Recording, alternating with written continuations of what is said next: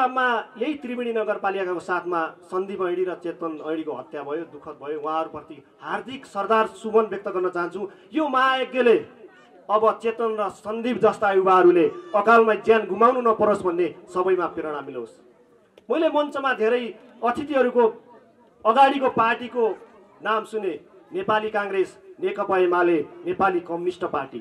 अब यी तीन पार्टीले बाजुरामा स्वतन्त्र मतदान, निष्पक्ष मतदान र भयरहित मतदानको वातावरण सिर्जना गरोस् र यो महायज्ञमा जतिले दान गर्नु भएको छ, धेरै मान्छे त्यो राजनीतिक बागडोरमा हुनुहुन्छ, उहाँहरूलाई सद्बुद्धि लागोस् अथवा मलाई पनि लागोस्। शान्त समाज, बाजुरा मान्छे मार्नेको जिल्ला, चाहे सापीको कुलदेमाडुमा 2 जनाको हत्या भयो, त्यसपछि त्रिवेणीमा भयो, खप्तर छेडेदहमा 1 जनाको भयो। अब त्योभन्दा पनि फरक पहिचान होस् भन्ने चेतना जाओस्, सबैमा म आग्रह गर्न चाहन्छु।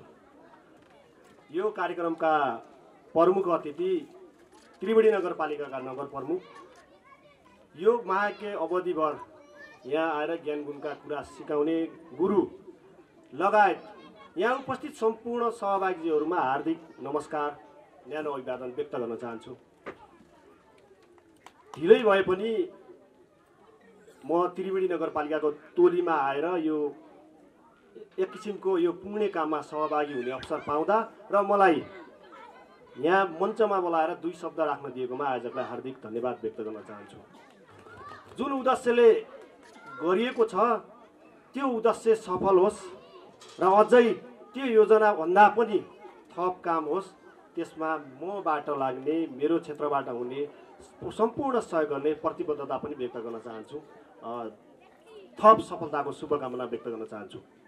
यो महायज्ञ सुरु भइरहँदा म पनि प्राविधिक कारणले ढिला आएँ। मैले अगाडि आउन खोजिरहेको थिएँ, विभिन्न बाधा अडचनका बिचमा अहिले सहभागी हुन अवसर पाएँ र थोरै भए पनि आफूबाट हुने सहयोग दिन सके, त्यसका लागि म एकदमै खुसी छु। अझ बढीबालिकाको पाउभूमि, बढीबालिकाको क्षेत्रमा पुगेर एक किसिमको आफूले गर्ने थोरै भए पनि एउटा सहयोग होस् अथवा दान होस्, त्यो गर्न पाउँदा निकै खुसी भएको छु।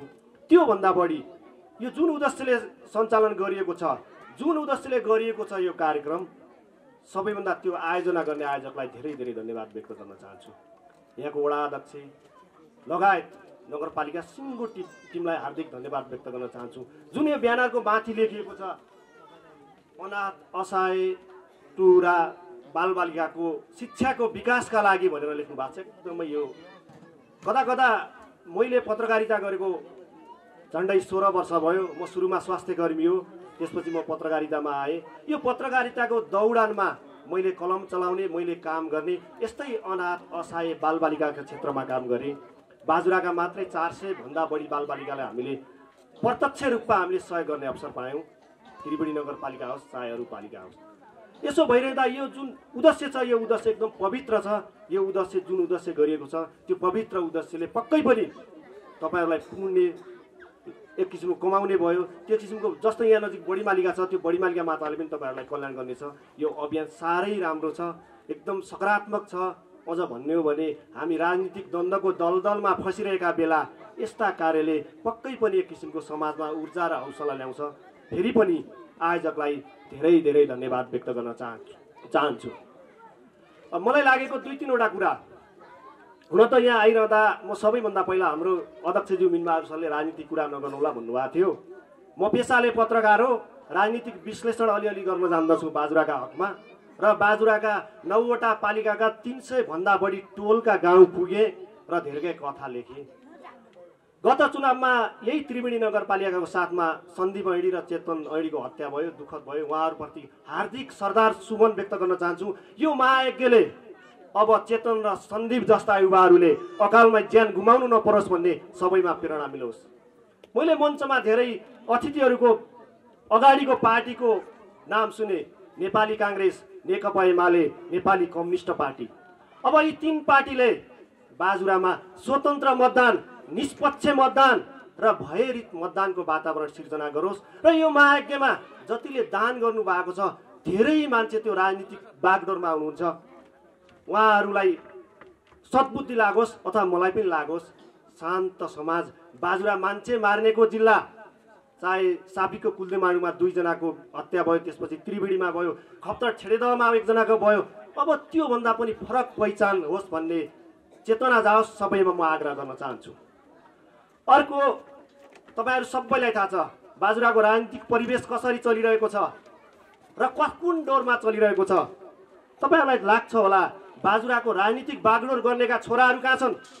के उनीहरू तपाईहरु चुनावका बेला बुथ कब्जा गर्न आएका हुन्? तपाईँ आफै कल्पना गर्नुहोस्, यही तल्लो बेगका लालबहादुर थापा, कर्ण थापा, मानबहादुर राउल, देवराज जोशी, कविराज पण्डित, रामसिंह राउल पदम साईका छोराहरू ढुङ्गा नआएका होइनन्। ढुङ्गा तपाईँ हामी सर्वसाधारणले हानिरहेका छौँ, उनीहरूलाई हामीले सत्तामा पुगाइरहेका छौँ। त्यसो हुँदा तपाईँ हामी अब दाइ भाइ किन काटमाट गर्ने, किन झगडा गर्ने? यो टोली गाउँमा केही हुँदा 12-20का त आउँदैन नि त, अथवा मार्तडीका त आउँदैन नि त। तपाईँ हामी दाइ भाइ अहिले राजनीतिक द्वन्द्वले यो र त्यो नाममा लडिरहेका छौँ। यो र त्यो नाममा लड्नेको अन्त्य होस्। यो महायज्ञले त्यतातिर सबैमा सद्बुद्धि जाओस्। र हामी पत्रकार, हाम्रा पनि धेरै कमजोरी छन्। हामीले पत्रकारिताको दौडान गरिरहँदा हामीले पनि विभिन्न किसिमका राजनीतिक उताप चढावका बिचमा लेखिरहने, हामीले पनि कहिलेकाहीँ पत्रकारिता आफू जुन कुनै आस्थाका आधारले लेखिरहने काम छ, हाम्रो पनि सद्बुद्धि र प्रेरणा आओस् भन्ने कामना चाहन्छु। मैले यो कुरा किन जोडेको भने अघि अध्यक्षज्यूले राजनीतिक अलिकति त्यो भाषामा नबोल्नुहोला भन्नुभएको थियो, माफी चाहन्छु। मैले राजनीतिक भाषा भन्दा पनि बाजुराको परिवेश र परिस्थितिका बारेमा 2 छोटो कुरा राखेको, त्यसका लागि म क्षमा चाहन्छु। किनकि अब फागुन 21 होस् अथवा अर्को पटक होस्, चुनाव आउँदैछ।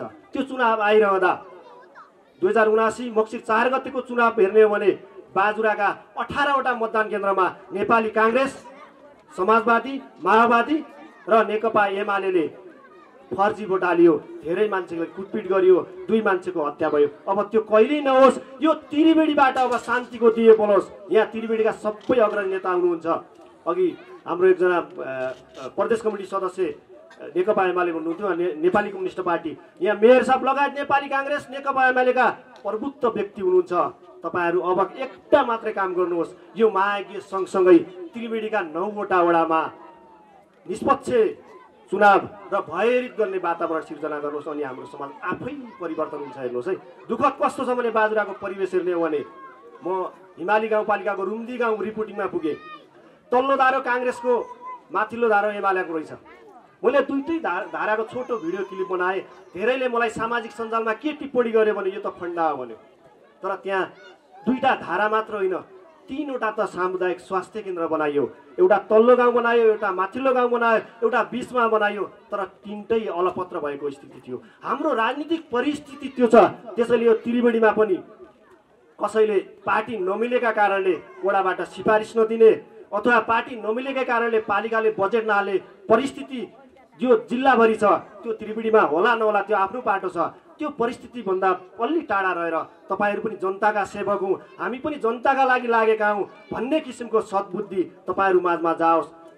यो होस् कि त्रिवेणी त आहा, त्रिवेणी कुनै पनि मतदान केन्द्र कुनै पनि ठाउँमा अहिले शान्त भयो, झै झगडा भएन। नभए भने चेतन र सन्दीप जस्तै अझ धेरै युवाले ज्यान गुमाउनु पर्ने स्थिति सिर्जना हुन्छ। अब त्यो अवस्था बन्दाबाट हामी एक खुदको टाढा गएर अथवा एक स्टेप टाढा गएर अब हामीले शान्त रूपमा मतदान गर्नेछौँ र भयरहित वातावरणले हामी चुनावी प्रक्रियामा भाग लिनेछौँ भन्ने तपाईहरुमा सद्बुद्धि जाओस्। हामी त सानै थियौँ, टोली काण्ड भन्ने पनि हामीले सुन्यौँ उहिले, तर यस्ता किसिमका विभिन्न किसिमका राजनीतिक घटना परिस्थितिले समाज अशान्त हुने किसिमको वातावरण नहोस्, म यही आग्रह गर्न चाहन्छु। र यो महायज्ञले एउटा त्यो पनि सद्बुद्धि जाओस् सबैमा। र अन्तमा फेरि पनि हाम्रो वडा अध्यक्षज्यूको टिमलाई म धेरै धेरै धन्यवाद दिन चाहन्छु। अनाथ असहाय भन्ने चिज यति गहिरो शब्द अथवा यति शब्दमा पनि गहिरो, अझ पीडित मान्छे कति समस्यामा हुन्छन्। म एकचोटि गौमूल गाउँपालिकाको मोनाकोट गाउँ पुगेको थिएँ। बाबु पुरै प्यारालाइसिस भएर शरीरमा दिशा पिसा हुन्थ्यो।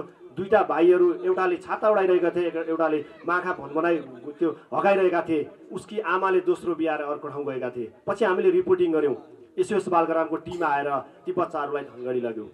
जाँदै गर्दा ती एउटा बाबुले के भनेको थियो, सबैको अनुहारमा चमक थियो, सबै खुसी थिए, ती मान्छे पनि खुसी थिए। तर अन्तिममा उनले एउटै शब्द भने, सर मैले मेरा देवी देवता साँची राखेर हजुरका जिम्मा लगाएँ, यो मेरो छोराको अन्तिम भेट हो भनेर भन्नुभएको थियो। त्यसपछि उहाँ रुनुभयो। त्यो माहौलै एक किसिमको अशान्त बन्यो। त्यसको 6 महिनापछि उहाँ मृत्यु भयो।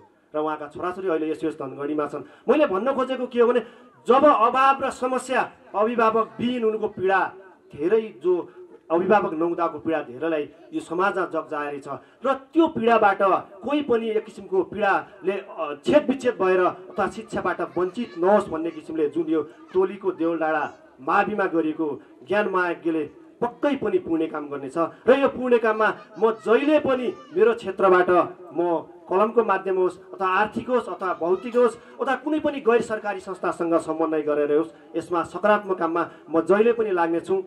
फेरि पनि यो कार्यक्रम सफलताको लगभग सम्पन्नको चरणमा छ। शुभकामनासँगै जुन योजना हो त्यसको सफलताको कामना गर्छु। बडी मालिका माताले सबैको कल्याण गरून्। अलिकति लामो बोले, म पत्रकार लेख्ने मान्छे, तर यो मञ्च पाइसकेपछि अलिकति लामो बोले, त्यसका लागि क्षमा चाहन्छु। तथापि यो महायज्ञको उद्देश्य सँगसँगै बाजुरामा आगामी चुनाव शान्त भयरहित र कहीँ पनि झैझगडा, यो त काङ्ग्रेसको, यो त एमालेको, यो त नेपाली कम्युनिस्ट पार्टीको भन्ने किसिमले भाष्य नहोस् र सबैमा सद्बुद्धि जाओस्। फेरि पनि आयोजकलाई धेरै धेरै धन्यवाद व्यक्त गर्न चाहन्छु।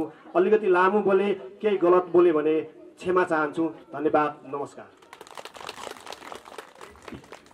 हार्दिक धन्यवाद आदरणीय पत्रकार मित्र प्रकाश बहादुर सिंहज्यू, महत्त्वपूर्ण सुझावका लागि।